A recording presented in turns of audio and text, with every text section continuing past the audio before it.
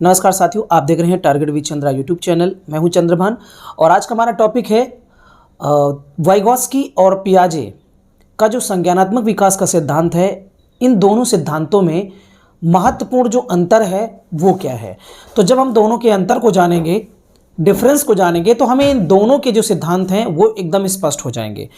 इस वीडियो के पहले पार्ट में हम लोगों ने वाइगोत्स्की का जो संज्ञानात्मक विकास का सिद्धांत है उसको पढ़ा है, जिसे एक और नाम दिया जाता है सामाजिक सांस्कृतिक अधिगम का सिद्धांत। तो इस वीडियो के माध्यम से ये पार्ट 2 है उसका, और इस पे हम जानेंगे कि वाइगोत्स्की ने किस तरीके से संज्ञानात्मक विकास को समझाया हुआ है और पियाजे ने अपने संज्ञानात्मक विकास के सिद्धांत में किन किन बातों को पर ज़्यादा जोर दिया है। इन दोनों वैज्ञानिकों के जो सिद्धांत है उनके बारे में हम पूरी तरीके से स्पष्ट यहाँ पर हो जाएंगे। तो आइए एक पॉइंट को हम लोग लेते हैं। सबसे पहले हम बात करेंगे वाइगोत्स्की की। तो वाइगोत्स्की जो कि एक रूसी मनोवैज्ञानिक हैं, ये एक जीव विज्ञानी भी थे, लेकिन इन्होंने रिसर्च किया, अनुसंधान किया और मानव के व्यवहारों पर भी काम किया, और इन्होंने एक सिद्धांत निकाला जिसे हम सामाजिक सांस्कृतिक अधिगम का सिद्धांत भी नाम देते हैं। और अगर हम पियाजे की बात करें तो जीन पियाजे, जो कि स्विट्जरलैंड के मनोवैज्ञानिक हैं, इन्होंने बालकों के व्यवहार का अध्ययन किया है और बालकों में संज्ञानात्मक विकास कैसे होता है उसके बारे में विधिवत पूरी तरीके से बताया हुआ है, समझाया हुआ है। अब ये दोनों मनोवैज्ञानिक दोनों में समानता ये है कि दोनों संज्ञानात्मक विकास की बात करते हैं और दोनों का ये कहना है कि बालक ज्ञान का निर्माण स्वयं करता है, बस तरीके जो हैं वो अलग अलग हैं। ठीक है, तो आइए शुरू करते हैं। देखिए, यहाँ पर जो महत्वपूर्ण बिंदु हैं इससे संबंधित वो यहाँ पर लिखे गए हैं। पहली बात जो है लर्निंग, सीखना कैसे होता है। तो वाइगोत्स्की ने कहा सीखना सामाजिक व सांस्कृतिक संदर्भ में ही संभव है। मतलब बालक बिना सामाजिक अंतरक्रिया के, बिना समाज में रहे हुए वो कुछ भी सीख नहीं सकता है, ये इनका मानना है वाइगोत्स्की का।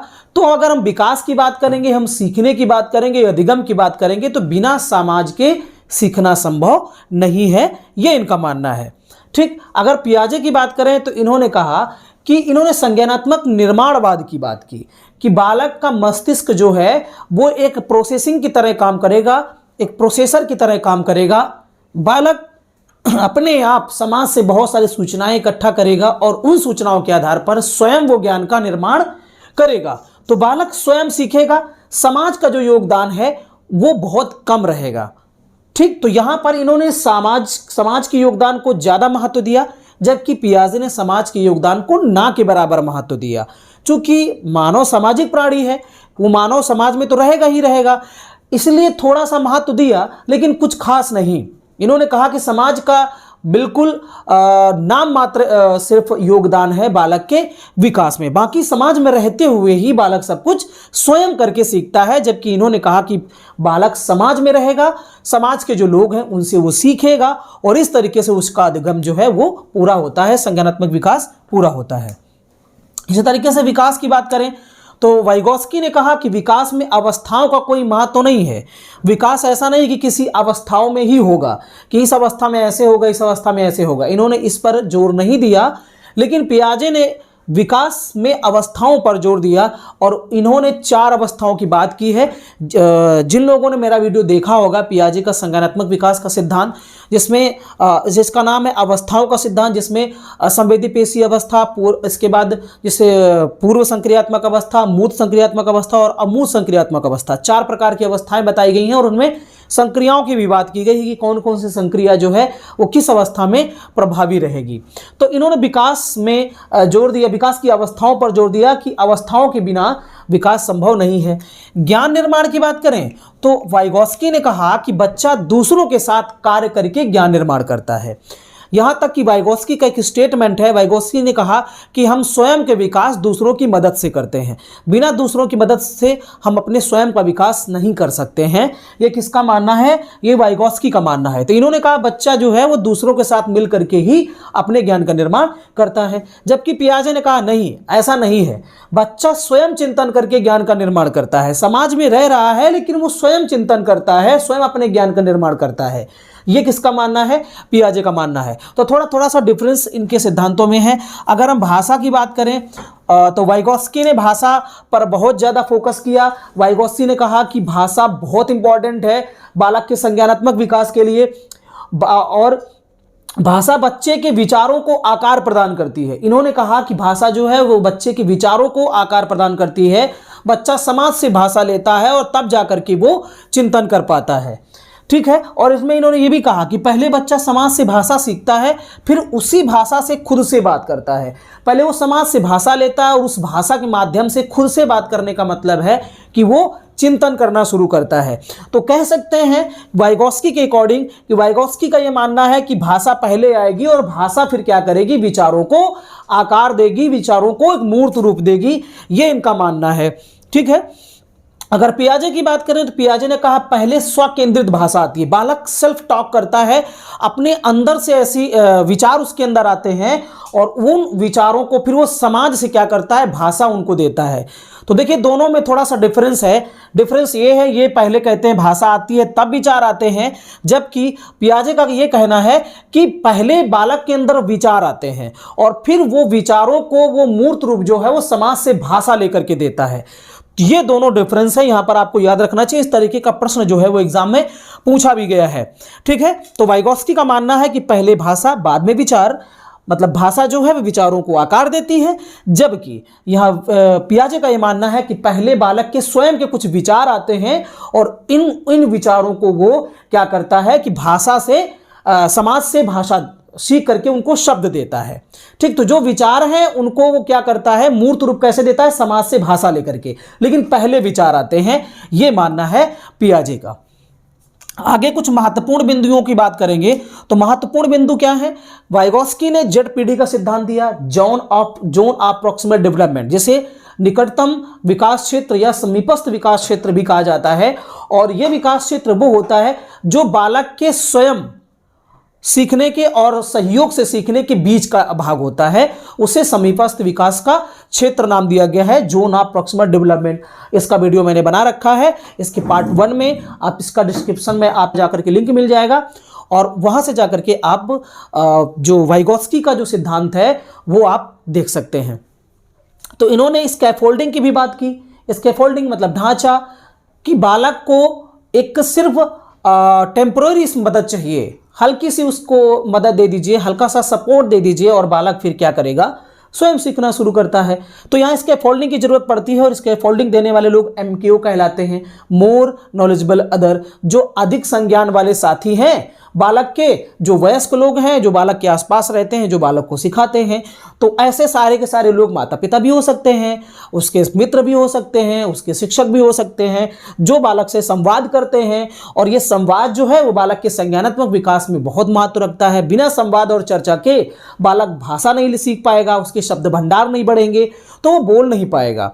ठीक है। तो इस तरीके से जो की वर्ड हैं वाइगोत्स्की के सिद्धांत के, वो है ZPD, स्कैफोल्डिंग, MKO, संवाद और भाषा। भाषा को भी 2 तरीके की इन्होंने बताया है, एक बताया एक्सटर्नल लैंग्वेज स्पीच और एक बताया है इंटरनल स्पीच। 2 तरीके की भाषाएं भी बताई गई हैं। पियाजे की बात करें तो पियाजे ने के सिद्धांत में महत्वपूर्ण जो चीज़ है वो स्कीमा निर्माण बालक करता है। स्कीमा निर्माण का मतलब ये है कि बालक जिस तरीके का व्यवहार करना चाहता है उससे संबंधित जो चीज़ें हैं, सूचनाएं हैं, जो उसके पास पूर्व ज्ञान है, उस पूर्व ज्ञान से वो नवीन ज्ञान को बनाता है और वही जो मस्तिष्क में चीज़ें बनती हैं इसे उन्होंने स्कीमा नाम दिया। तो एक तरीके का सूचनाओं का क्रमबद्ध जो रूप होता है और ये सूचनाएं जो है एक संप्रत्यय के रूप में रहती हैं और बालक को जब जरूरत पड़ती है तो इस तरीके से उसका मस्तिष्क जो है वो काम करना शुरू करता है और फिर वो व्यवहार में चीज़ें आ जाती हैं। तो स्कीमा का मतलब है कि मस्तिष्क में बनने वाली संज्ञानात्मक संरचनाएं।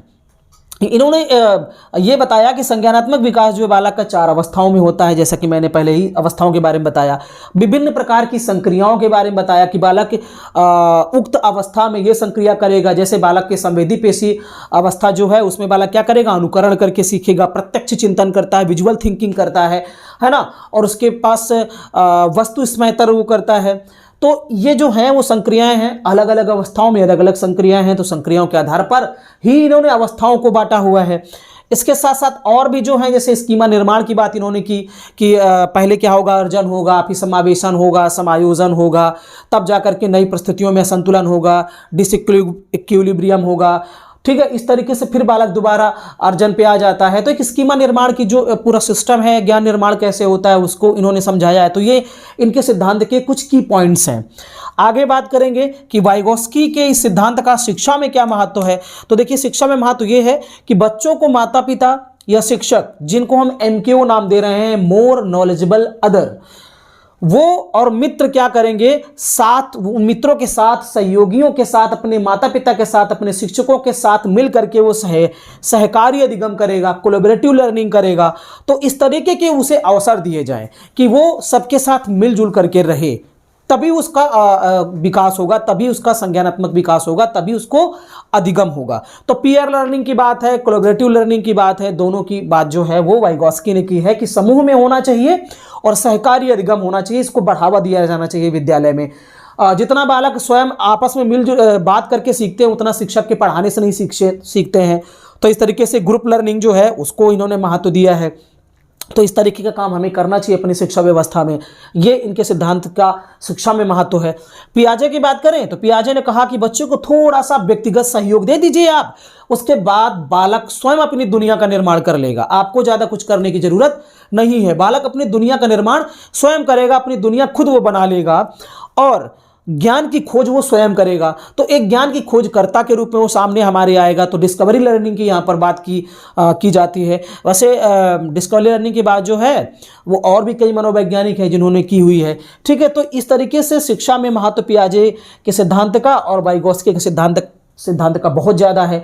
वर्तमान की जो हमारी शिक्षा व्यवस्था है उनमें इन दोनों मनोवैज्ञानिकों के सिद्धांतों को खासा महत्व दिया जा रहा है। चाहे वो हमारी नई शिक्षा नीति 2020 वाली हो, उसमें भी इन दोनों के, या हमारा एनसीएफ 2005 हो, वहाँ पर भी रटंत्र प्रणाली से हटा करके बालक को स्वयं करके सीखने पर बल दिया गया है। तो इन दोनों को सिद्धांत जो है वो शिक्षा में काफ़ी महत्वपूर्ण है, काफ़ी योगदान इनका रहा है और अभी भी है। ठीक है, तो ये जो था वो हमारे वाइगोस्की और पियाजे दोनों के संज्ञानात्मक विकास में क्या डिफरेंस है उनकी हमने बात की। और मुझे लगता है कि अगर इनके डिफरेंस के बारे में अगर आप एक बार समझ लेंगे तो फिर इन दोनों के सिद्धांतों को आप आसानी से समझ सकते हैं, अलग से आपको पढ़ने की जरूरत नहीं पड़ेगी। तो आई होप आपको समझ में आया होगा ये वीडियो, और इससे संबंधित जितने भी चीज़ें हैं वो आपको एकदम क्लियर हो गई होंगी। वाइगोस्की और पियाजे को अब आपको अलग से नहीं भी पढ़ेंगे, सिर्फ इतना पढ़ लेंगे तो इतने से भी आप एग्जाम में काफ़ी जो प्रश्न हैं वो हल कर सकते हैं। तो इस वीडियो में इतना ही, फिर मिलेंगे नेक्स्ट वीडियो में। तब तक के लिए धन्यवाद।